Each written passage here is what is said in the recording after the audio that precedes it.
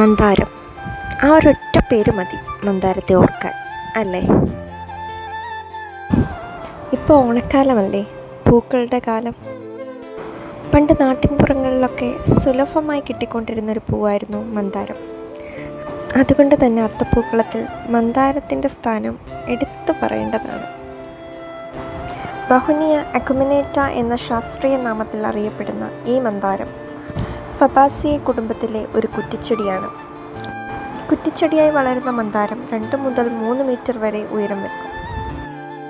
ഇതിൻ്റെ തണ്ട് മുറിച്ചും വിത്തുകൾ വഴിയും പുതിയ തൈകൾ വളർത്തിയെടുക്കാം.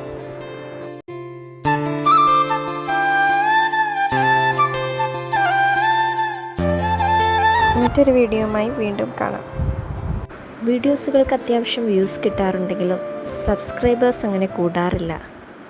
ദയവായി നിങ്ങൾക്ക് ഈ വീഡിയോ ഇഷ്ടപ്പെട്ടാൽ സബ്സ്ക്രൈബ് ചെയ്യുക.